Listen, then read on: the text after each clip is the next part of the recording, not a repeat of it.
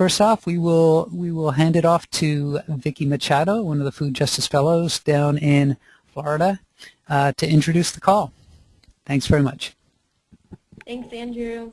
My name is Vicki Machado. I've been a Food Justice Fellow since 2012, and I'm currently an intern at Food and Water Watch, working on the genetically engineered labeling campaign. And I am here to introduce the food and fracking call. We will be hearing from two speakers. Lina from Food and Water Watch, she'll be talking on food and fracking, and Bobby from the Land Stewardship Project will be talking on frac sands.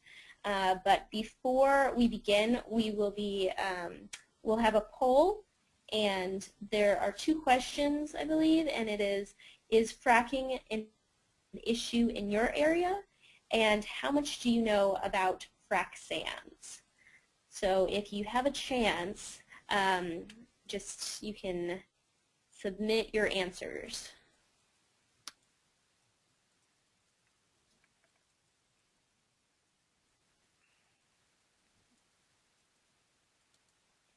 And real quick, while we're waiting on the answers to come in, the setup, the format for the call today, Lina will be speaking first, and then we'll have a couple minutes for questions, and then Bobby will speak, and then we'll do question and answers, and then Lina will follow up with how we can get involved and what actions we can take, and then we'll have 10 minutes for discussion.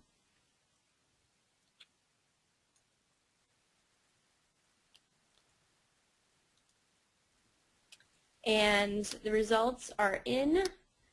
So is fracking an issue in your area? 54% of the participants said yes, 19% said no, and 27% were not sure.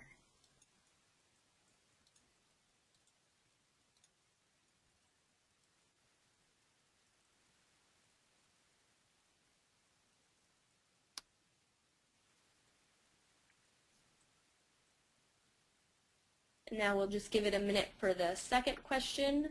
How much do you know about the frac sand issue?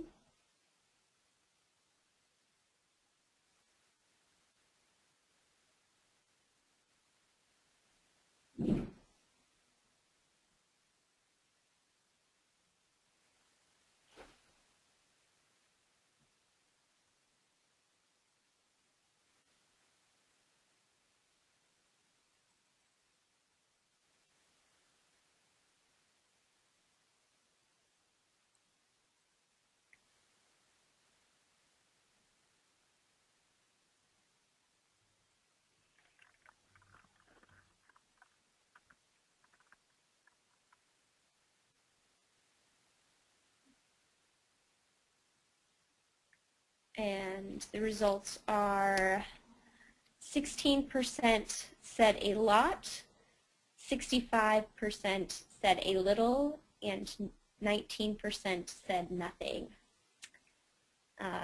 So now I will pass the podium off to Lina from Food and Water Watch.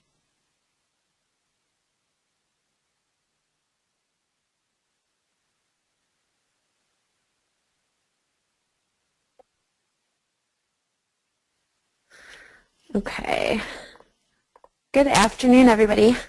My name is Lina, and I'm a senior organizer with Food and Water Watch.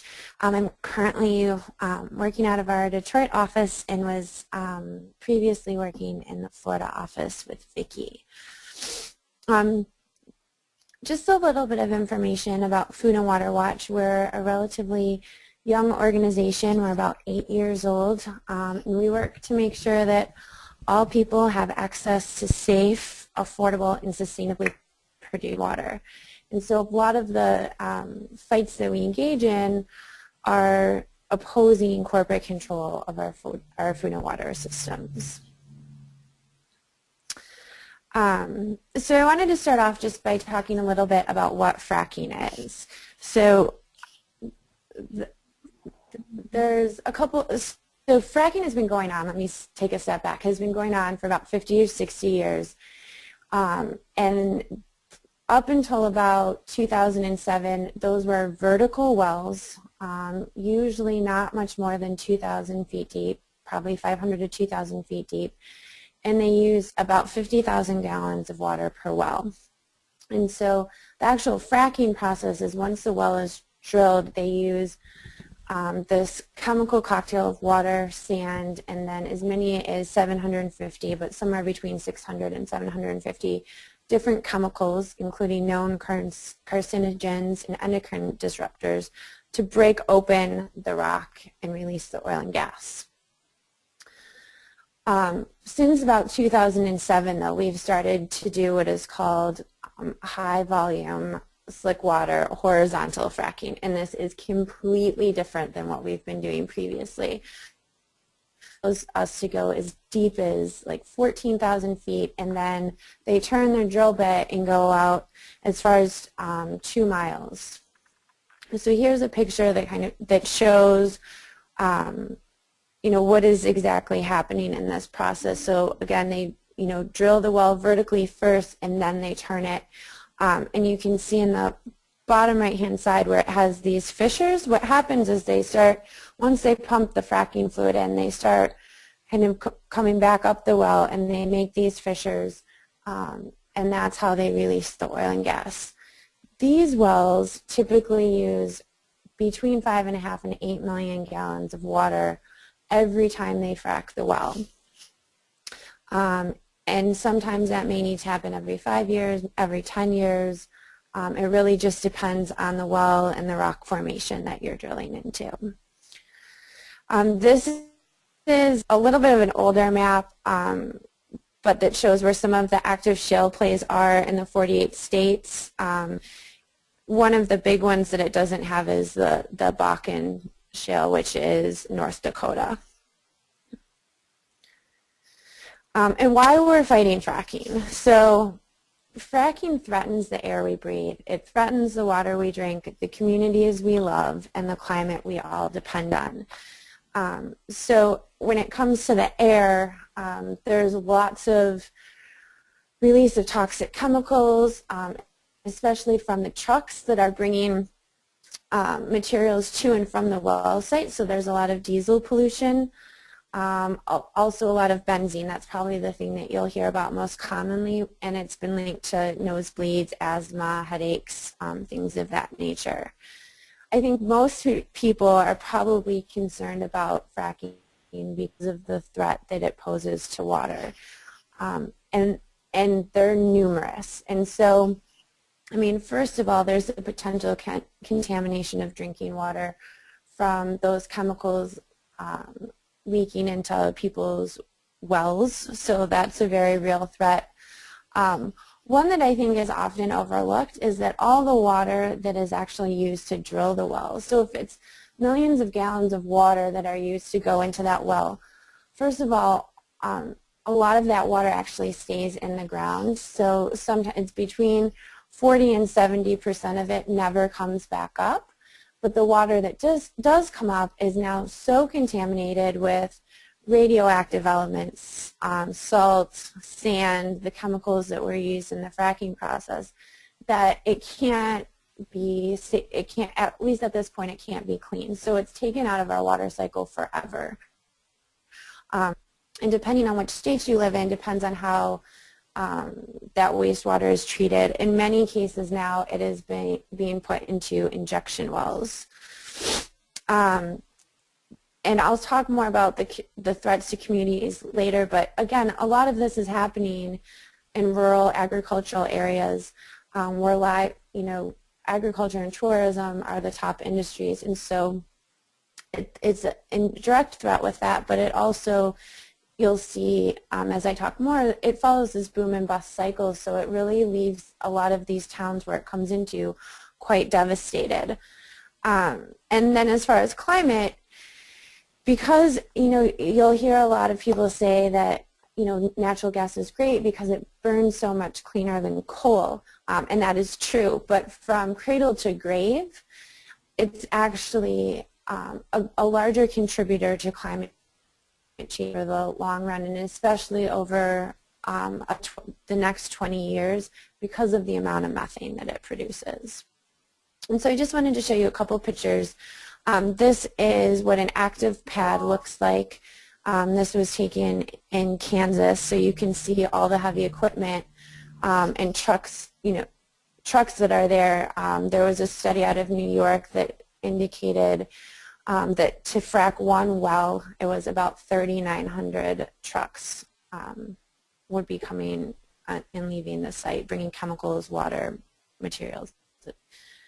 And then this is a picture of an earthquake in Youngstown that was attributed to those wastewater injection wells I was talking about. So this happened a couple years ago between Christmas and New Year's Eve. There were 11 earthquakes in Ohio.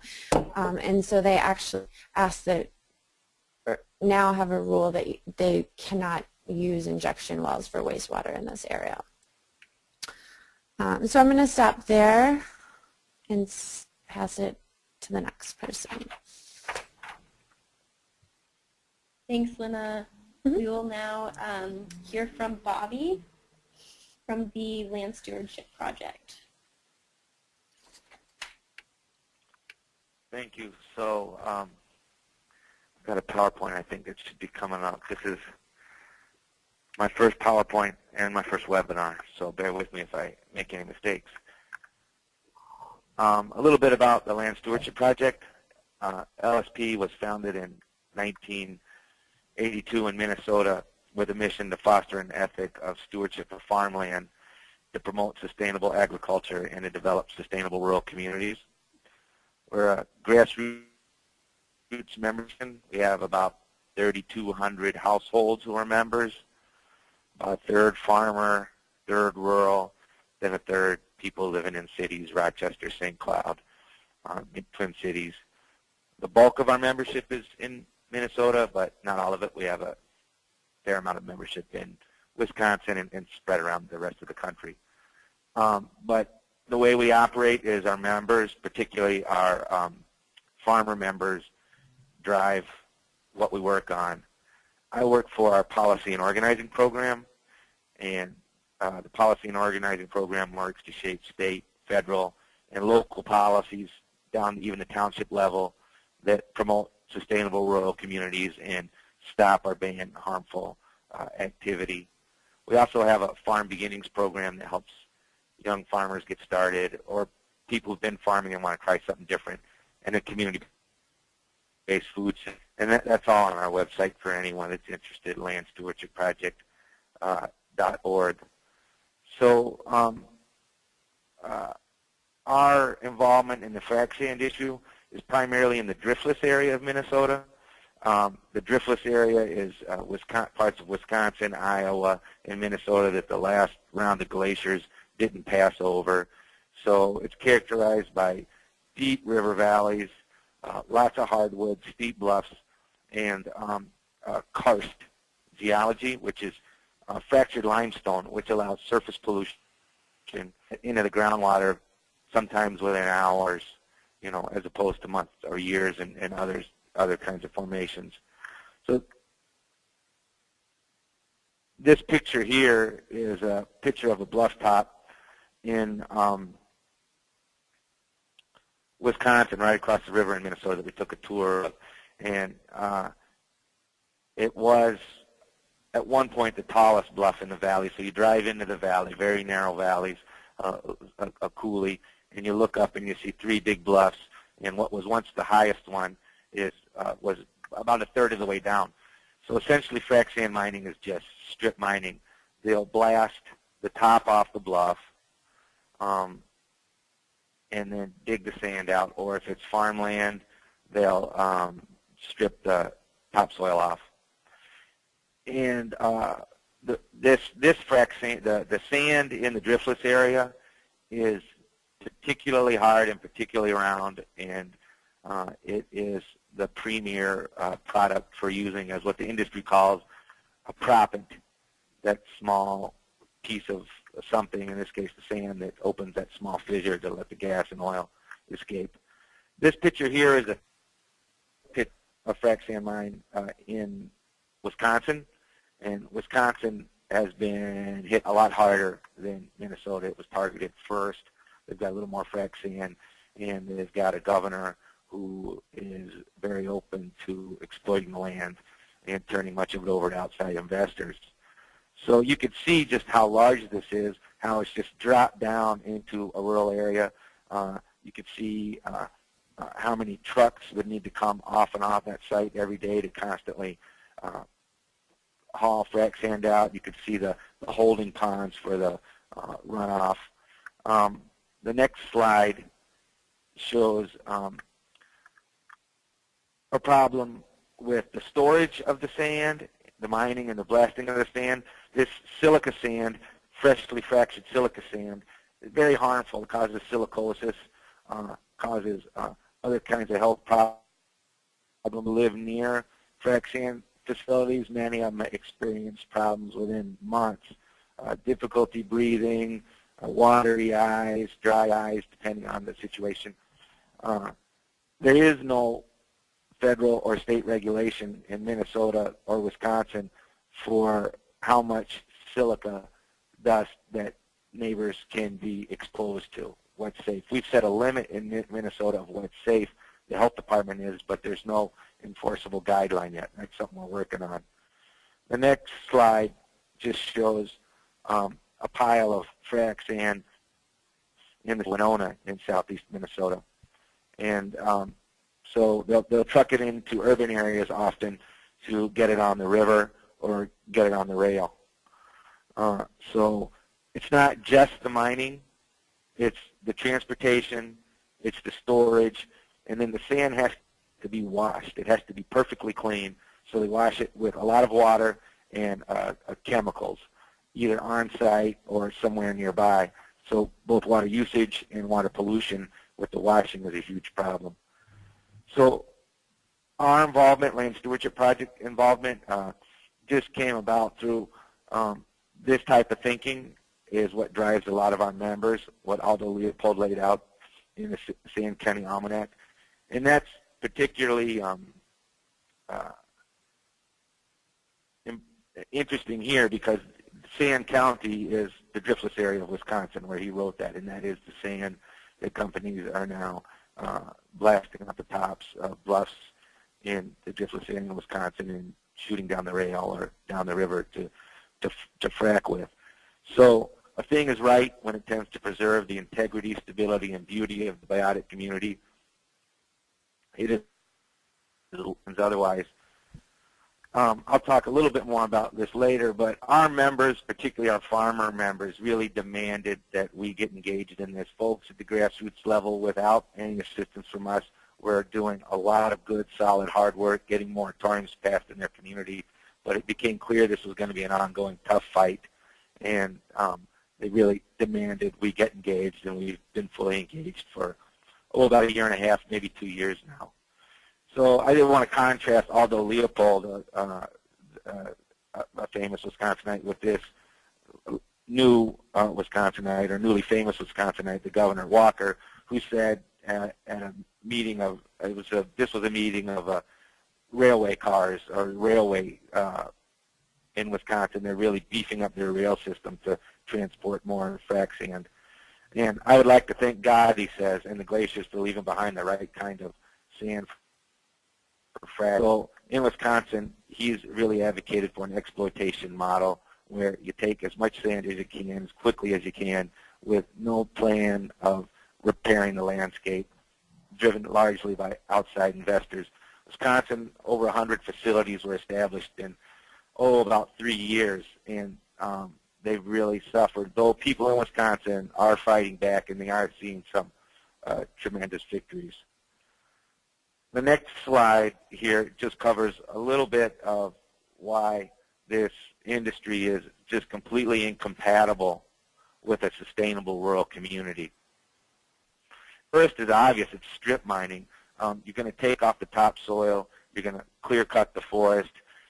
The land will never be restored to its previous productivity with the kind of ongoing life in the soil that was once there. Rural area turned into industrial zones. So 2 small-sized mines in the scheme of things were proposed in Winona County, where we have an office. These relatively small mines, each less than 40 acres, would have generated 1,200 truck trips a day in a small township on a township road that might see 4 trucks a day. So it really turns what was once a rural area into an industrial zone, making farming difficult and impossible in some cases, and certainly unpleasant. Diesel exhaust is also a real contributing problem to the pollution issue.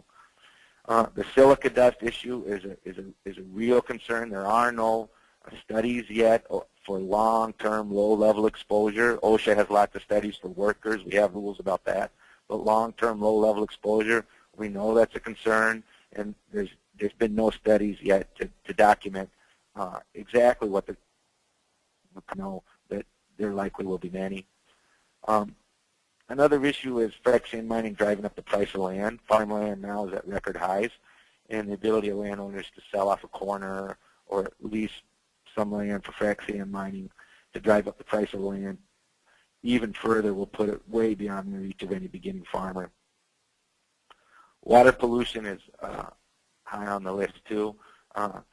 Both the washing of the sand, runoff from the mine site, and for the karst area of southeast Minnesota, just the disruption of the landscape at the scale that's proposed could just destroy the hydrological function of the landscape.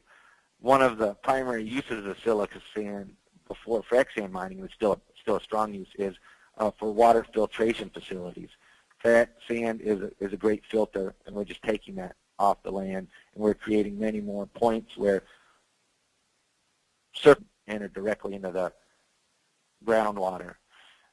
Then frac sand mining is incompatible with tourism, an industry that's pretty well developed in southeast Minnesota and that works well with the existing agricultural system there. So on the next slide is I just want to encourage people to go to our website and take a look at a statement that farmer Bob Christie delivered to the governor of our state. Bob's the second from the right there. We met with the governor in December, and Bob's been very involved in this issue. When a frac sand mine was proposed near his farm, he drove out to Wisconsin to take a look at what it looks like, to test what he was being told by the industry against what the facts on the ground are. And he wrote out a statement, wrote it out on a legal pad, and did the meeting by reading it to the governor. It was very moving. Not a lot of dry eyes when he was done. The governor asked for a copy, and we ended up putting it up on our website. So if you really want to get a better understanding of what this means from a farmer perspective, someone who's farmed their whole life, that is really, really worth reading. Let's look at the next slide. I just wanted to talk a little bit about some of the accomplishments we've been able to do in Minnesota. Some of these LSP took the lead on. The others, there were plenty of other, there were other grassroots groups involved. There's probably about a dozen, just groups like Houston County Protectors, Save the Bluffs, groups that formed just out of the immediate need to address this issue. So there were a network of 11 mines in 3 southeast counties, and they wanted to claim that each mine was independently owned and operated. None had anything to do with the other to avoid environmental review, but we were able to force the state to recognize that's in fact one entity, and they ordered an in-depth environmental impact statement, which hasn't yet begun, and it's not clear the proposers of that want to pony up the money. The proposer pays for the environmental impact statement. The farmer Bob Christie I was telling you about lives near the city of St. Charles in Winona County, and there was a very large processing facility proposed. It would have been the largest in North America to process frac sand, and there would have been a rails hub going in there.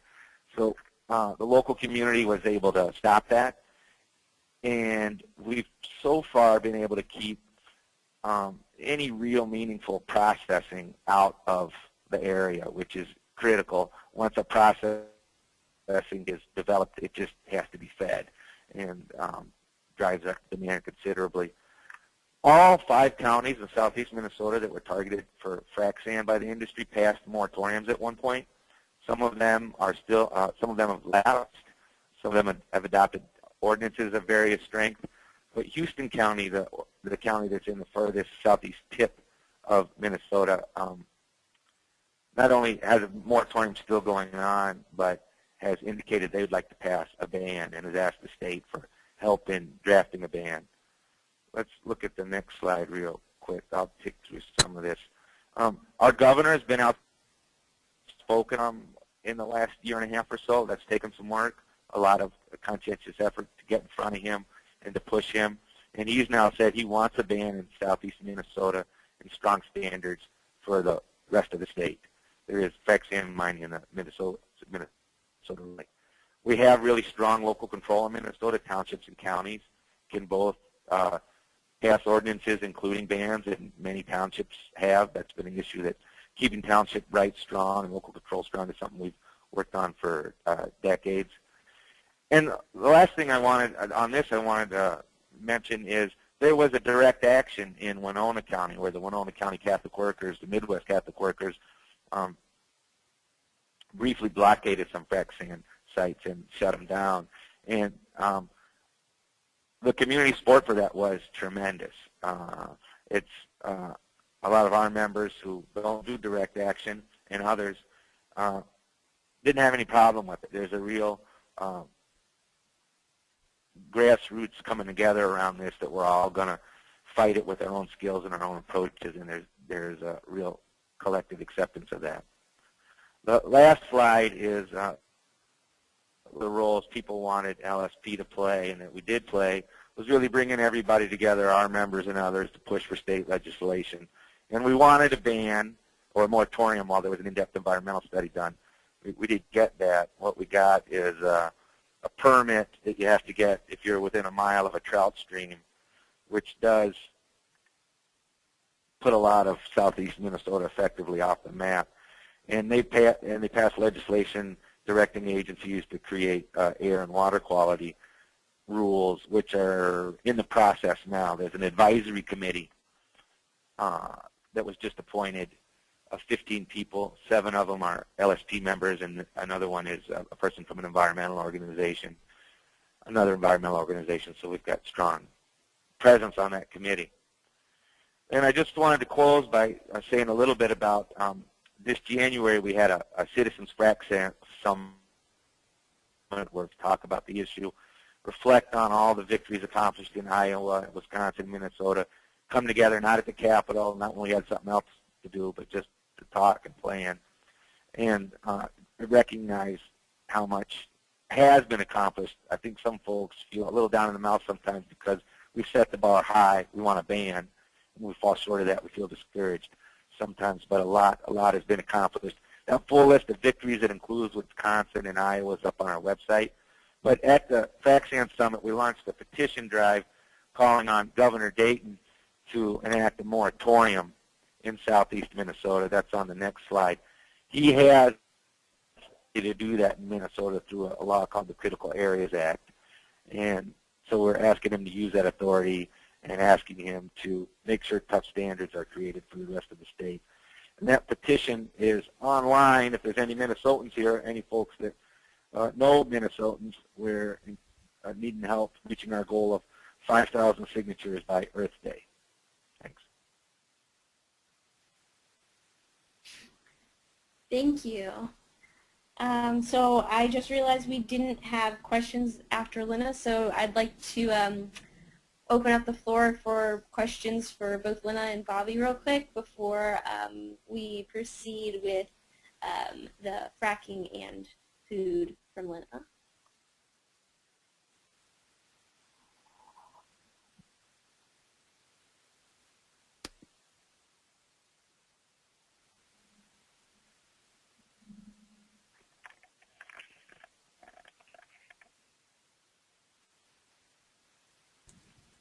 Okay. Sorry, this is Jessica. It looks like that Phyllis Rose has a question about, she wants to know where the sand goes, and she also said, Bobby, that you did a great job for this being your first presentation. Well, the sand is used for fracking, so it's sent to the Bakken by rail and truck, and it's also shipped down the river. My understanding is once it hits the rail and the river, it becomes a commodity, actually, that can be moved throughout the world, but it goes to fracking sites to be injected into the well along with chemicals and high pressurized water.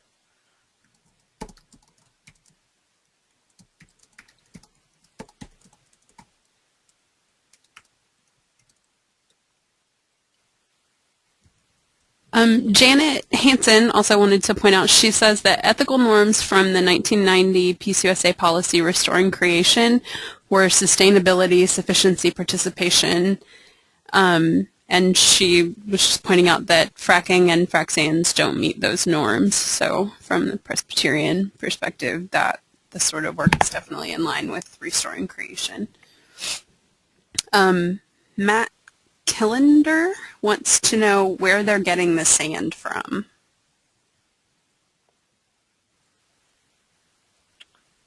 So the sand is strip mined off the land. It's if you've been to the driftless area of Wisconsin, Iowa, Minnesota, tall bluffs, deep valleys. If it's a bluff, they blow off the top of the bluff and they start digging. If it's flat land, they remove the topsoil. So it's essentially just strip mining, and because of the geological driftless area, the sand here is just particularly good for fracking because it's perfectly round and perfectly hard. So the sand is just strip mined.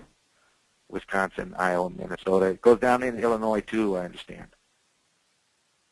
He says if they run out, would they go to the beaches? You know, I'm not up on what else is good for frac sand. I know there are other types of sand they use, but beach sand doesn't work. You know, they can't just take the sand that they dredge out of the Mississippi because we've got mountains of sand sitting in the middle of the Mississippi. That won't work. And I know there's talk of developing some type of ceramic proppant, but right now they've got the infrastructure built up to exploit the land in the driftless area, and I think they're going to do that for the foreseeable future unless we can enact policies to stop them.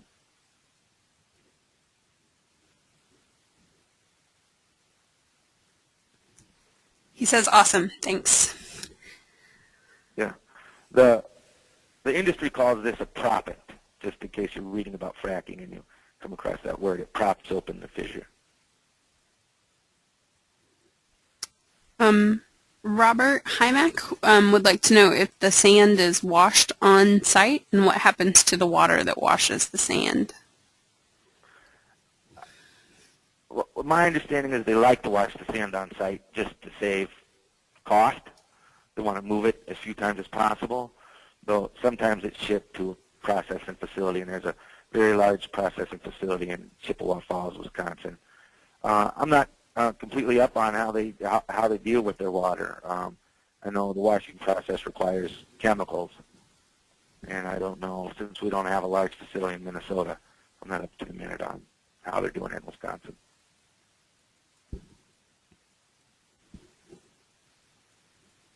Should we continue with Lina?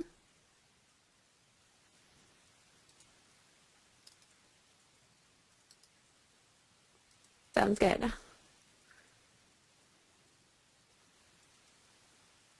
Okay. So I'm going to talk a little bit about fracking in the food system. And as I mentioned earlier, and Bobby mentioned, that fracking and frac sand mining typically takes place in rural agricultural areas. And I think this is a very important point, right? I mean, there are some fracking wells in cities, but typically this happens in rural America.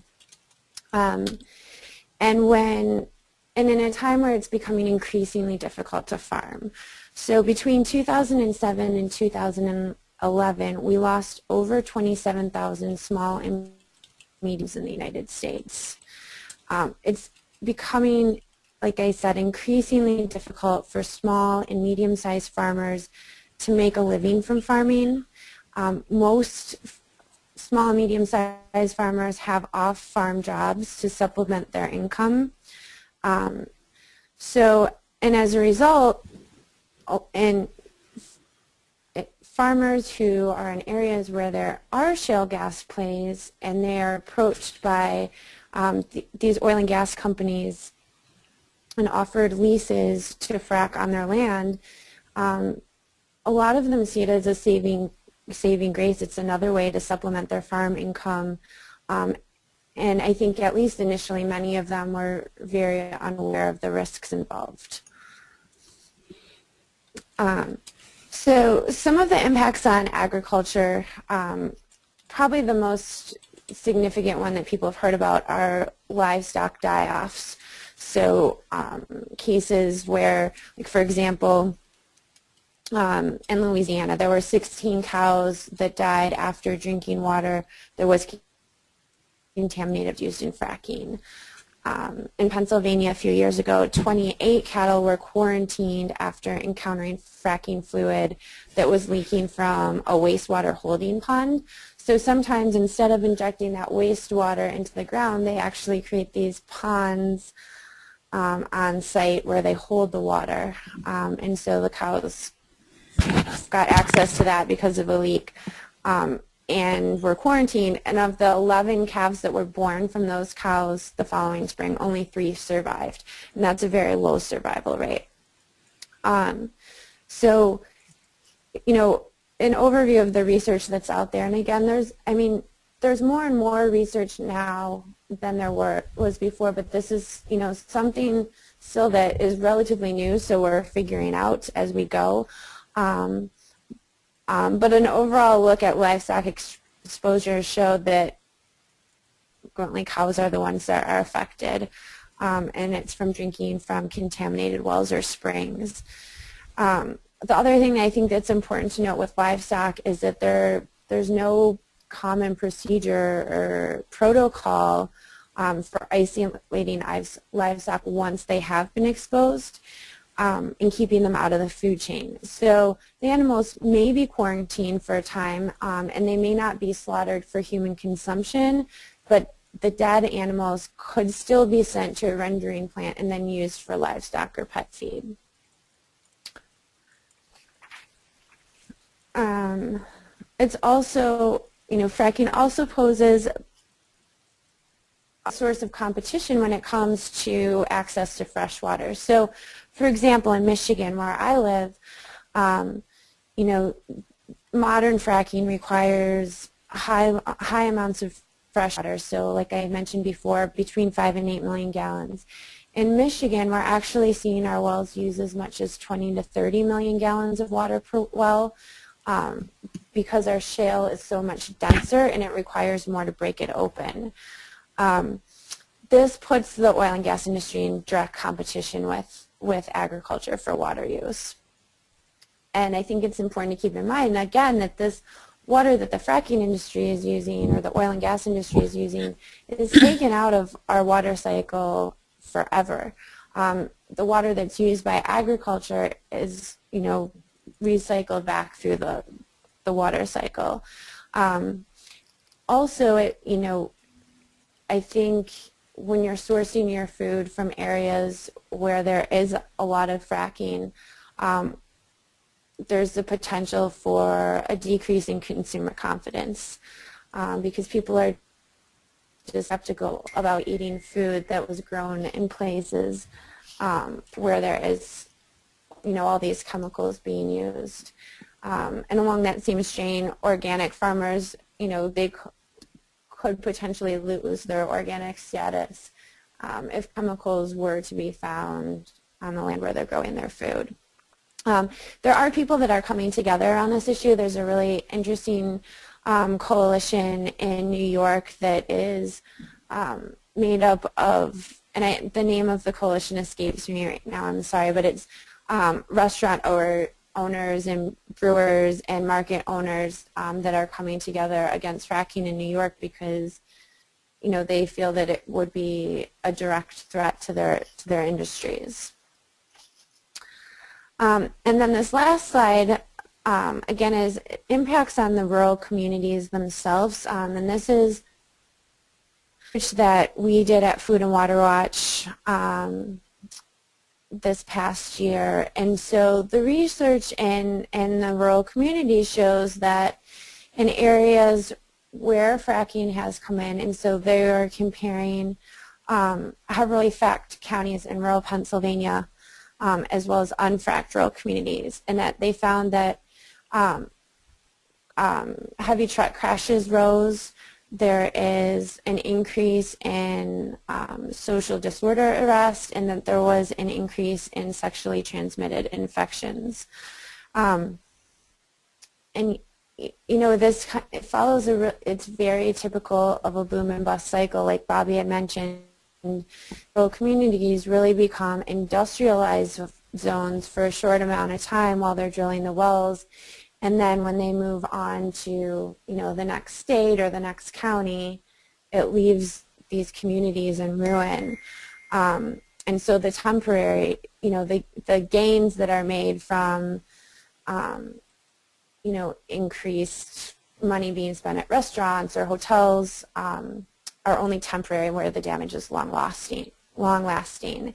And so some things that we see also when these companies come into town is that, you know, at first there's a big rush for or increase in employment, construction, housing demand, which also sort of will lead to higher rent costs.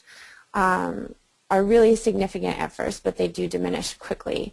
We're also seeing that some banks will not provide mortgages to people that live near fracking operations, so making it really difficult for people to get out of those situations because they can't sell their homes.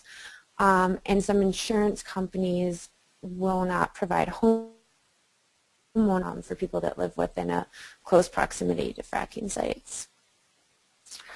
So what we're doing to fix this, Food and Water Watch is for a ban on fracking, and so that is our top priority national campaign. It has been for a few years now, and we're working on this in several states. Fracking, because of something referred to as the Halliburton loophole, this happened during the Bush administration when Dick Cheney was vice president and had formerly worked for Halliburton, and I should say Halliburton is the company that invented fracking, got the fracking exempt from the Safe Drinking Water Act, the Clean Water Act, and the Clean Air Act. So we're currently working on legislation that has been introduced for a few terms now that would close those loopholes, but the legislation really hasn't gone anywhere. So what we've done is we've started working at a very local level, and what this map shows, and this is an older map, but this is available on our website. We've worked in over 400 local communities to pass resolutions, ordinances, and in some cases ballot initiatives to either in support of or to actually ban fracking or put moratoriums on fracking or some regulations around fracking in these communities. So we've really started to grow this movement from a very local level. We're also working on some state legislation as well. So what you can do, if you're in a community where there is a threat of fracking or near a place where fracking takes place or could place, you know, we're here to work with people to help pass fracking bans, either a resolution which is not legally binding or an ordinance where there is that ability to use that avenue to stop fracking from coming into our communities. There's still a lot of awareness that needs to be raised about this issue. There's still a lot of people out there that don't know what fracking is and don't know about the risks involved. So we've worked a lot to host film screenings and have the rights to show a lot of these films publicly. So if that's something that folks are interested in, we can work with you to do that.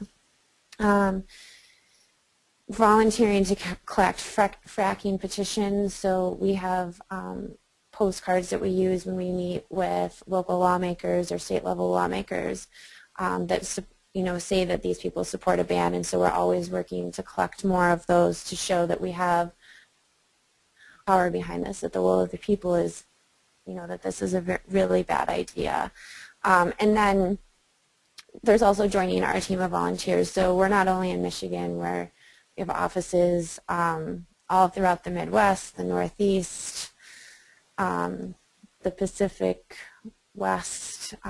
So we have 17 offices across the country now. So I can definitely connect you with one of our offices if you're interested in volunteering. And then for more information, I encourage folks to check out our website. We have fracking toolkits there. There's the fracking map, our petitions. There's a lot of great resources. We have a couple of reports and probably close to a dozen fact sheets on a bunch of different issues pertaining to fracking that are there for you to use and share.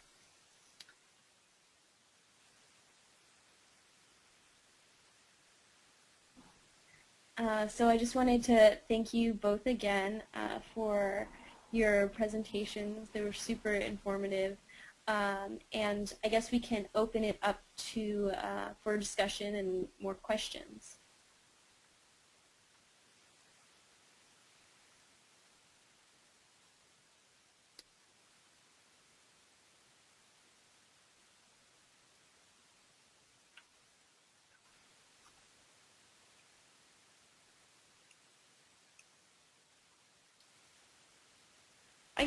I guess I can start with a question, if you don't mind.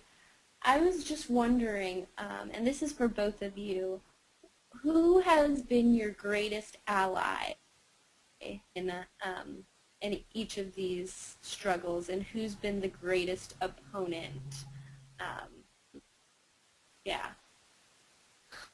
I can start you off. Well, I think some of our greatest allies have really been some of the local groups that are active in their own communities. So, a lot of times somebody will reach out to us because they just don't know what to do in their community, but they already have this great local group that's working. So we can work together with them to help pass resolutions or ordinances in their communities. So all these local groups have been really terrific allies and help support our national work. At a national level, we're part of a coalition called Americans Against Fracking. And so there's some really fantastic partners that are part of that coalition, like Credo, Center for Biological Diversity, Greenpeace. There's a lot more, so I encourage you to check out their website. It's americansagainstfracking.org. And I should say, I'll shameless plug, we've been working with Americans Against Fracking in the last 2 years. We've held an international event called the Global Frackdown. So mark your calendars. This year it's going to be October 11th, and it's an International Day of Action Against Fracking. Last year we had actions on 5 continents in over 50 countries and all across the U.S. So it's a really powerful event, and we're looking forward to working on that with our partners again. Well, in Minnesota and Wisconsin and Iowa, I'd say it's completely citizen-led movement. Our members and others, even county officials were willing to take this on until folks really demanded that they do it, and they demanded hard. And that's really created the pushback in Wisconsin and Minnesota. One group that was we worked closely with at the Capitol, actually, that was really helpful was Minnesota Trout Unlimited. Southeast Minnesota is home to some of the best trout streams in the country and world even, and it's a huge industry there, huge tourism draw, and important to people. So at one point, we had Minnesota Trout Unlimited had moved legislation that would just ban fracking within a mile of a trout stream, a tributary to a trout stream, a fan, a seep, pretty much locking out all of southeast Minnesota that got watered down to the permit. But they were there for the fight the whole time and really made a difference. And Vicki, we've got a question from Eileen, and I'm going to unmute her, and we'll see if she can ask that online. And actually, before we start losing people at 12, wanted to just make sure people that are interested to put April 14th on your calendar for the next Food Justice webinar. April 14 at the same time, 12 noon Eastern time.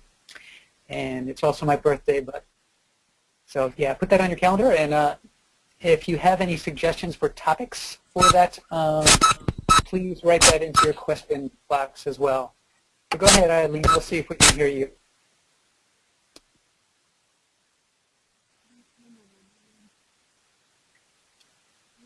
Okay.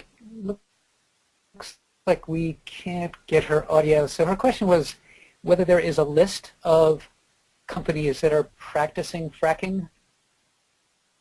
And for either you, Bobby, or Lina. I don't know of a list. I mean, I could rattle off the names of a few companies off the top of my head, but you know, there's some big game players like Chesapeake Energy, Encana. There's some smaller ones like, you know, the company that's coming into Florida is the Dan A. Hughes company. But it's also, you know, your bigger oil and gas companies.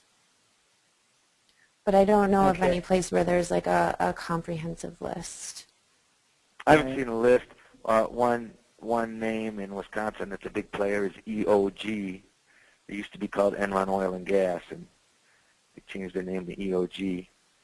And then Warren Buffett, you know, owns a railroad company outright in this the lines around here, and he's invested pretty heavily in keeping this stuff going. And then, of course, the Koch brothers. They've got a big facility out here, too. All right, thank you. Yeah, another question from Libby McDermott, Food Justice Young Adult Volunteer in Boston. She's asking about what happens to the chemical-filled water left in the ground and in the pools, and do the companies have responsibility to clean or move the water, or are there ways to dispose of it better? It differs from state to state. So some states allow them to have it sitting out in those pools that I mentioned. Other states do not allow that, you know, and they're using injection wells.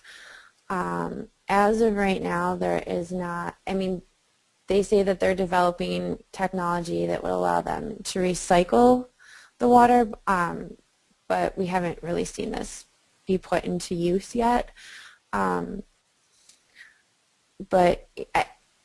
then there's cases, and I should say that this water can't go through like a normal wastewater treatment facility. They're not equipped to handle that, right? So it is a growing problem. It is a huge problem. There are some cases, I want to say it was in Pennsylvania, where literally millions of tens of millions of gallons of fracking wastewater just disappeared. They don't know what happened to it, and that happened a few years ago. So it's not something that has been very closely regulated, and part of the problem is that the technology, you know, from when we were fracking these shallow vertical wells to now, and we have these, you know, much deeper, bigger horizontal wells, the regulations just have not really kept pace with the technology, and so now we're kind of figuring out how to deal with all these problems. Well, I think one important thing to remember about this industry is that they really want to shift as much of their costs onto the community as possible. That's in the way they operate. So polluting water, polluting air, destroying roads, they want to shift all that cost onto the community. So not only do they fight tooth and nail any regulations, in Wisconsin they don't even follow the existing weak regulations and pay small fines and just keep going. Thanks for that. We've got one more question. We might go a couple minutes over the hour, but This comes from Rebecca Epling, and she says, I live in West Virginia where mountaintop removal is a severe problem. Fracking is also becoming an issue as well, as the recent chemical spill water contamination incident indicates. Our legislators will not be responsive to banning fracking, and they take pride in being an extraction state. What steps do you propose for people in similar areas that they take when working with the state government, when working with the state government is not a viable option and grassroots movements have had limited success? Michigan is somewhat similar in that our legislature is very unfriendly right now, and you know, a ban at the state level is something that you can't even really have a conversation with, and I think that's why it's so important to work at the local level and figure out ways to start building a movement by building something in your own community. And there are ways to get around it without, to make it so that you can't frack in a community without saying we're banning fracking. So some communities now are starting to get really creative by you know, using zoning ordinance to say that you can't have certain type of structures built in this community that would make it impossible to frack, or regulating road use and construction traffic, which would make it impossible to frack in the community. So they're getting at keeping fracking out of their communities by regulating other things. And so the map that's pulled up, I know it looks a little overwhelming, but each of those pins you can actually go and see.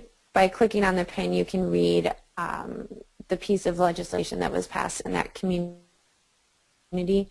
and you know, to get an example of what some of these other communities are doing. We're working with a group in Michigan called Flow that is actually working to create some of these sample ordinances to regulate other things like traffic and structures, as opposed to like outright banning fracking. You know, for me, we're just going to have to keep building the movement to stop extreme energy extraction. I'd say LFP is relatively new to this because of the frack sand moved into our backyard. But I've been amazed at how quickly our members went from we don't want frack sand to we don't want frack sand to we don't want mountaintop removal. And I just participated last summer in a extreme energy extraction conference that was held here in Minnesota because we're kind of central. A lot of groups from all over the country fighting different forms of extreme energy extraction, including, I remember a group from West Virginia, Mountain Justice, was there. So, you know, we're not at a point now, I think, where we're going to turn the tide, but I think the numbers are growing. We just have to keep fighting.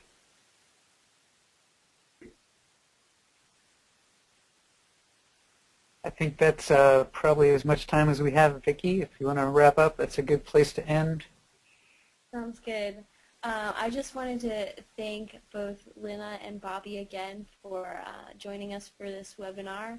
I think we've all learned a ton about fracking and about frack sand, and so just thank you again so much.